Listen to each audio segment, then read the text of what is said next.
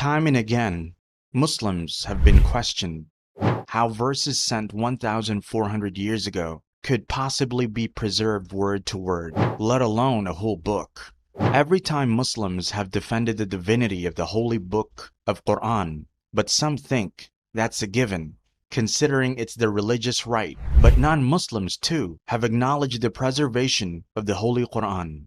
They weren't random people either.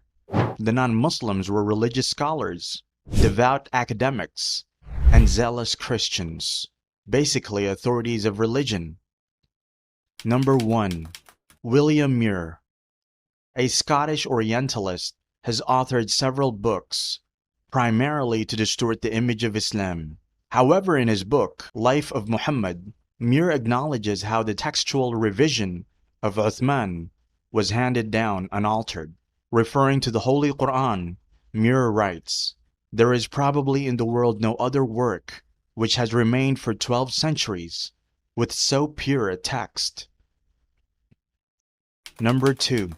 Named Kenneth Cragg, an Anglican priest and scholar, also reported that the Quran, as it stood in Uthman's recension, omits no significant information and includes no extraneous material.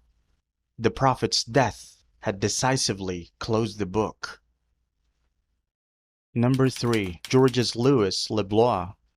In fact, in 1887, a French pastor, Georges Louis Le Blois, published a book and wrote down, "Quran is, today, the only holy book that does not show notable variants." Number 4. Bosworth Smith. People argued the reports from the pastors and scholars had no academic basis until Bosworth Smith, a Catholic historian and biographer, authored a controversial book named Muhammad and Muhammadanism. In his book, Smith, referring to the Holy Book of Quran, stated, "We have a book absolutely unique in its origin, in its preservation, and in the chaos of its contents, but on the authenticity of which no one has ever been able to cast a serious doubt."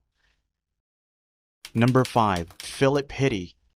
The consensus of view was particularly established by Philip Hitti, a Maronite Christian from Lebanon, and the leading scholar of Arabic studies, who stated, "On the whole, the text of the Quran today is as Muhammad produced it.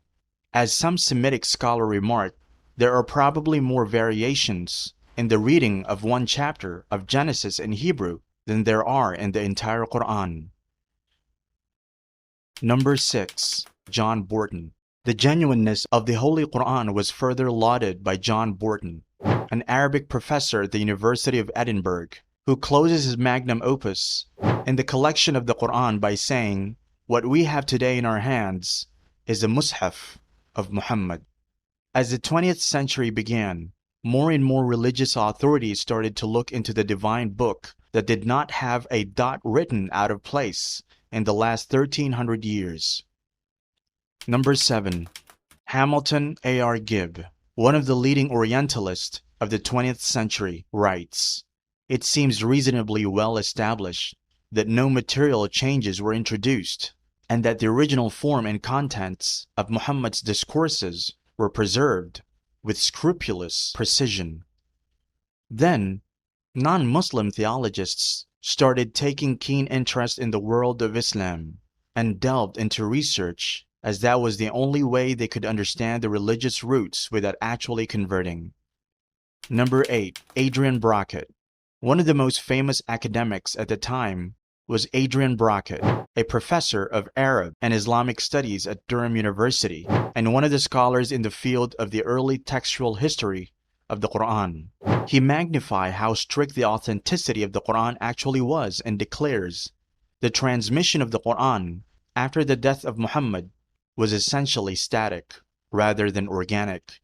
There was a single text, and nothing significant, not even allegedly abrogated material, could be even taken out, nor could anything be put in."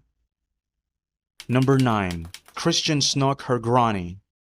As sectarianism in Islam came to light, many non-Muslims even took that into consideration and one of them was Christian Snoek Hergrani, the most reputed Dutch Orientalist, who commented that all sects and parties have the same text of the Quran. Now that non-Muslim professors and scholars were accepting that the Quran was truly undoctored in the past 1400 years, they came under the interrogation lamp of extremists too. Number 10. Ram Landau. Most of them quoted back the roots of the Quran, relying on history to do the talking of reason. Ram Landau, professor of Islamic studies at the University of the Pacific, referred how it became the task of Muhammad's secretary, Zayd ibn Thabit, to bring these sayings together in textual form. Abu Bakr had directed the work, and later, after a revision at the command of Uthman, the Quran took its standard and final form that has come down to us unchanged. Number 11. Forster F. Arbuthnot. Backing Landau's statement, a notable British Orientalist, Forster F. Arbuthnot, quickly shut down the extremists by saying, a final and complete text of the Quran was prepared within 20 years after the death of Muhammad, and that this has remained the same, without any change or alteration by enthusiasts, translators, or interpolators up to the present time. It is to be regretted that the same cannot be said of all the books of the Old and New Testaments. Number 12. Neil Robinson. Subhanallah. Islam has truly come a long way. Today, as British Orientalists, Neil Robinson says, the Muslim tradition has met with widespread acceptance from non-Muslim scholars. May Allah safeguard our religion and keep us steadfast. Ameen.